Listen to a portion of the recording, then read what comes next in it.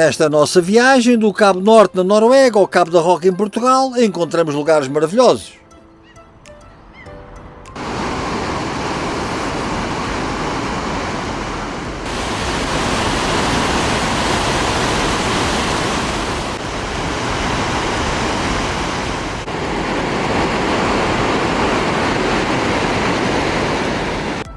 E todos vocês, que são os nossos companheiros nesta viagem, perguntam como é que eles chegaram ali? É tudo isso e muito mais que nós vamos contar neste vídeo.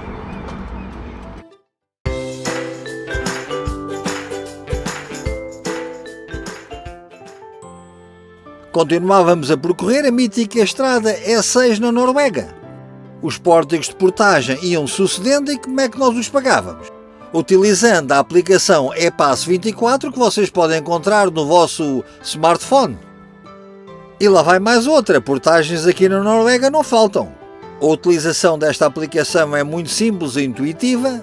Introduzem a vossa forma de pagamento e depois são debitados por todas aquelas inúmeras portagens por que passaram. Continuávamos pela estrada e chegávamos a um novo destino, Hønefoss. Ao fim destes 2 meses, o meu norueguês está cada vez melhor.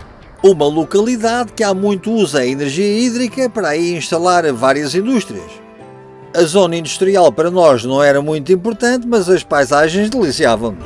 Fizemos uma pausa aqui na nossa viagem a caminho de Oslo, na localidade de Hønefoss. Será que eu disse isto bem?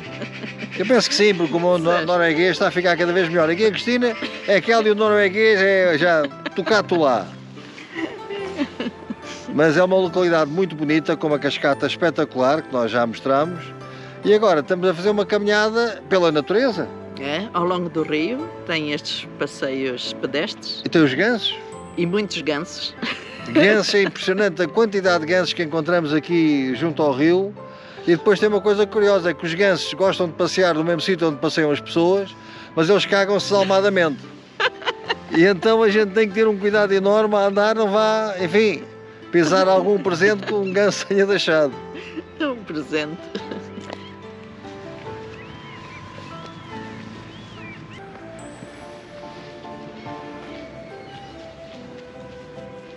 Pois um problema que não é só daqui desta região, do Hønefoss, é os mosquitos. Epá, isto tem tanto mosquito, tive que pôr o chapéu na cabeça outra vez, senão os gajos comem uma careca toda.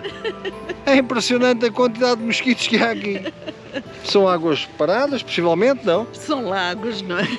Olha, eles a aparecer. Mal a gente para, os gajos atacam logo. Está bem que o sítio é muito bonito, mas não precisavam ter tantos mosquitos.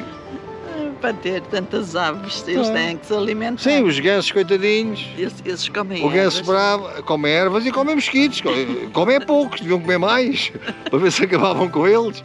Bolas, não se pode. Tu vais nesta viagem traumatizado. É pá, já não posso com tanto mosquito, pá. Vê se me piro daqui que os mosquitos comem vivo. Os companheiros que nos cheguem nestas viagens já sabem, quando vierem para a Escandinávia tragam muito repelente de insetos. Agora vou-vos mostrar esta área de serviço que serve esta localidade e tão boas condições oferece.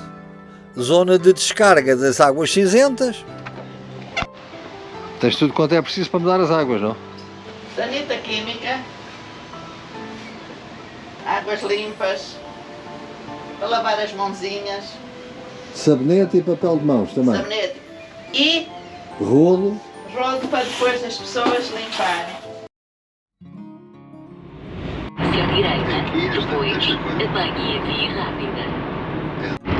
De facto, as condições para a prática do autocaravanismo na Escandinávia são ótimas e nós chegávamos a uma nova área de serviço. Chegávamos à capital deste país, Oslo. Para a nossa estadia optámos por uma área de serviço que fica localizada na Marina. 30 € por dia. Com uma localização muito próximo do centro urbano, todos os serviços, enfim, os preços por aqui são aquilo que são. Nós iríamos usar as bicicletas para nos deslocarmos por toda a cidade. E logo muito próximo vamos encontrar a chamada Ilha dos Museus, onde podemos encontrar um museu que nos fala sobre algo que marcou muito a minha juventude. Tantas e agradáveis horas que eu passei a ler estes livros. Uma das grandes últimas aventuras do século XX. Now he was about to test this controversial. Um explorador norueguês, depois de ter estudado as correntes marítimas do Oceano Pacífico, desenvolveu uma teoria de que os habitantes da América do Sul deveriam ter colonizado a Polinésia. Utilizando elementos naturais da América do Sul, construiu uma balsa e provou que esta teoria estava correta. Chamou-lhe Kon-Tiki, em homenagem ao Deus Sol que era adorado pelos Incas. E tudo isto se passou em 1947, 5 anos antes de eu nascer. E ao visitarmos este museu vamos encontrar a balsa original, foi esta que fez a grande navegação pelo Oceano Pacífico. Aqui está o percurso que eles percorreram. Voltar a visitar este museu, que já havíamos feito há alguns anos atrás, é como voltar a ler todo aquele livro. Encontrar todas as peças que lhes fizeram companhia durante aquela viagem e que permitiram guardar para memórias futuras toda aquela aventura. E este simpático e heróico aventureiro não se ficou por aqui, porque depois de estudar as correntes do Oceano Atlântico, desenvolveu nova teoria de que os egípcios teriam entrado em contacto com os América do Sul. E lá partiu ele para uma nova e grande aventura, ligar o Egito à América do Sul e mostrar que as pirâmides do Egito teriam ligação com as pirâmides existentes naquele continente sul-americano. Agora, a bordo de uma balsa feita de juncos. E também essa original pode ser encontrada neste museu. Também esta dedicada ao Rei Sol, Ra, adorado pelos egípcios.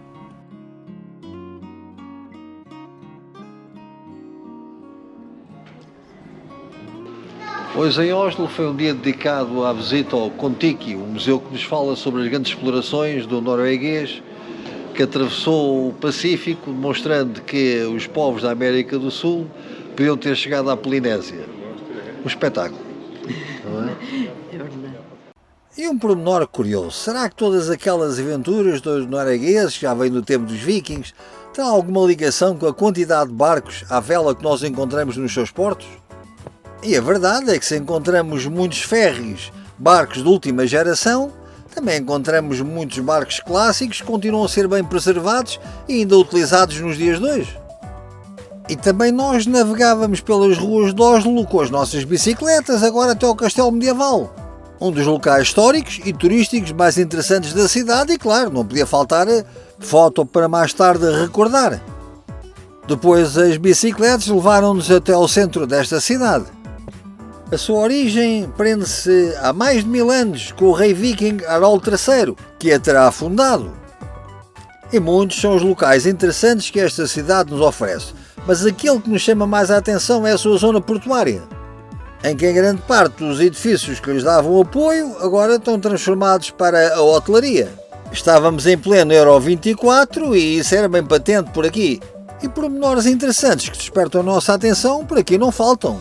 Como por exemplo, estes barcos sauna permitem passar diretamente da câmara de tortura para a água gelada do rio.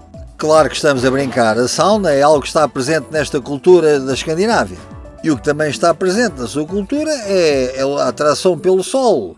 Já o Fernando Amora lhe chamou os adoradores do sol.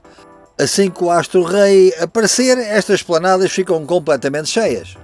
Agora caminhávamos até um dos pontos imperdíveis desta cidade, o Palácio Real, a Real Norueguesa, e que pode ser visitado nos meses de junho a agosto. Sabem que a Noruega tornou-se independente da Suécia no ano de 1905? Este palácio, cuja construção terminou no século XIX, em meados, tornou-se desde então a residência da família real. Nesta nossa pequena paragem pela cidade de Oslo, tem sido agradável a visita, não é? Porque está sol. Está sol. Temos tido momentos de muito enevoado e frio, ainda há pouco parecia que estávamos outra vez no Círculo Polar Ártico, mas agora descobriu o sol. E estas bicicletas continuam a ser muito práticas porque permitem deslocar rapidamente de um ponto para outro da cidade. É sempre agradável viajar com as bicicletas. Depois tem ciclovias e isso facilita-nos o Facilita trabalho. muito, as ciclovias são muito práticas. E agora estamos aqui com o Palácio Real atrás de nós e à nossa frente há uma paisagem interessante, citadina, que vamos explorar a seguir. Vamos. Esta cidade de Oslo é frequentemente apontada como uma das cidades com melhor qualidade de vida, no mundo, graças ao seu alto nível de segurança, serviços públicos com muita qualidade e acesso a áreas verdes.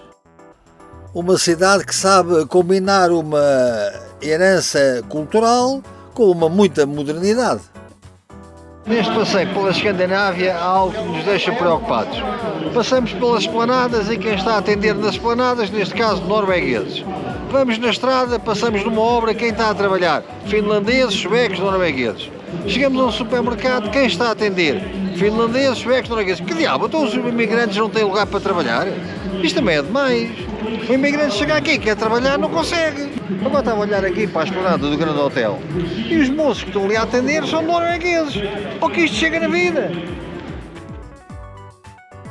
Mais à frente encontramos uma manifestação que nos lembra este terrível momento que a Europa atravessa.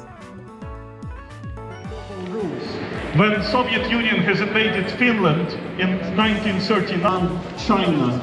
Época difícil esta que estamos a viver, cheia de grandes mudanças, grandes contradições. Há que procurar novas formas de vida. Andava entretido aqui a visitar esta loja e descobri aqui uma série de trolls. Os trolls são animais que representam a essência da Noruega. Refugiam-se nos bosques e serviam para assustar as crianças para que elas não entrassem nos bosques onde se podiam perder. São narigudos como eu.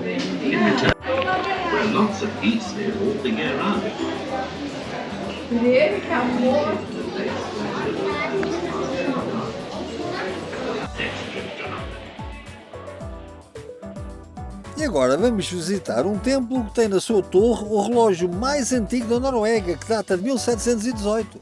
E não podíamos deixar a cidade sem visitar a sua catedral, chamada de Catedral de Domkirke para os noruegueses, um templo do estilo barroco construído nos finais do século XVIII. E por aqui encontramos uma figuração da Última Ceia que nos deixou de veras interessados. Uma composição muito estranha. O dia terminava, era a altura de regressar às bicicletas, que nos levariam de novo ao encontro da nossa autocaravana para podermos continuar a viagem. Entretanto, não se esqueçam, partilhem e subscrevam o nosso canal do YouTube, vamos poder continuar a viajar juntos.